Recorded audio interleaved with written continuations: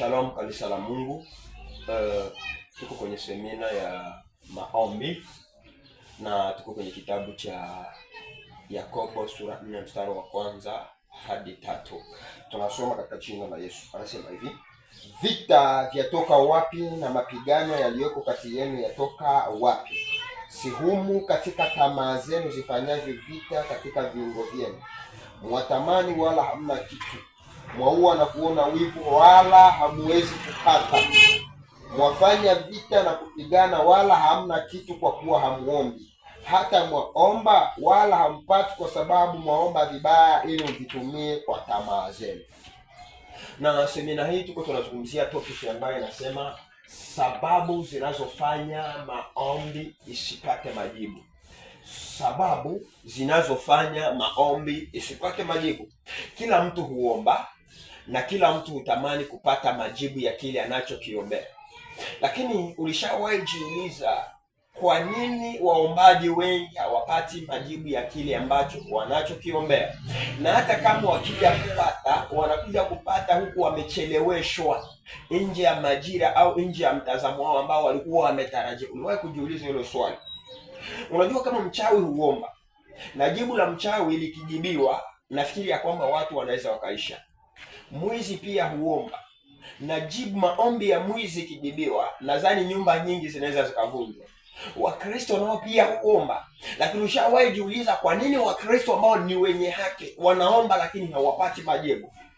Number one, wanaomba, yaani sababu ya kwanza inayofanya maombi yao isipate majibu ni kwa sababu wanaomba wakiwa na nia mbaya. Unajua, watu wengi wanaomba wakiwa na nia mbaya, na ndiyo chanzo kikubwa cha kufanya maombi yao isipate majibu.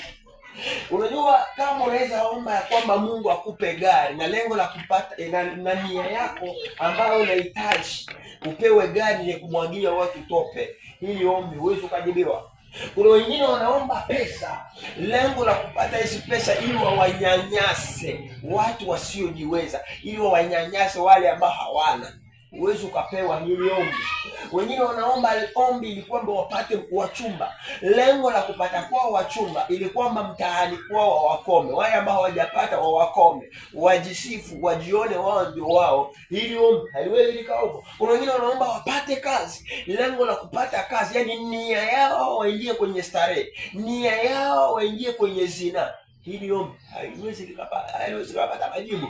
Wengine wanaomba wapate watoto na lengo la kupata watoto ili watese waume zao. Hili ombi huwezi ukajibiwa. Wengine wanaomba nini? Wengine wanaomba wapate upako, lengo la kupata upako waangusha watu, waheshimike, waogopeke, si Mungu tena. Hili ombi huwezi ukapata majibu. Kuna wengine sijui wanaomba wapate vyeti vya cheo, yaani wapate vyeti vya masomo ili kwamba wawaziaki wale ambao hawajasoma. Unaweza ukapata vyeti na wale usipate japokuwa unaomba. Kuna wengine ambao wanaomba eti huduma zao zishamiri, lakini lengo la zile huduma kushamiri, wanahitaji ndio wajiinulie umaarufu wao na sio Mungu. Na hili ombi haliwezi likajibiwa. Kwa hiyo sababu ya kwanza inayofanya maombi ya watu wengi sijibiwe, wanaomba wakiwa na nia mbaya. Nia. Andika leo. Ukitaka kupata majibu ya kile unachokiombea lazima uwe na nia nzuri. Ukiwa na nia nzuri kwenye maombi utapata. Angalia Ana anaomba akiwa na nia nzuri, hajamsema mtu, hajamlaumu mtu, hajamshtaki mtu kwa Mungu, lakini anasema ikiwa utaliangalia teso la mjakazi wako na kunipa mimi mjakazi wako mtoto mume, hakuna mahali ambapo amelaumu watu, hakuna mahali ambapo amelaani watu, hakuna watu ambao wameshtaki watu, na akasema huyo mtoto nitakupa, maana nia yangu mimi nizale, lakini huyo mtoto nikupe.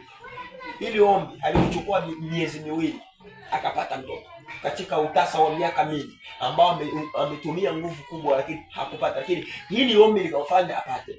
Mungu akubariki. Somo hili liko na sehemu ya pili na tutakuja na sehemu ya pili ili kwamba iwe baraka.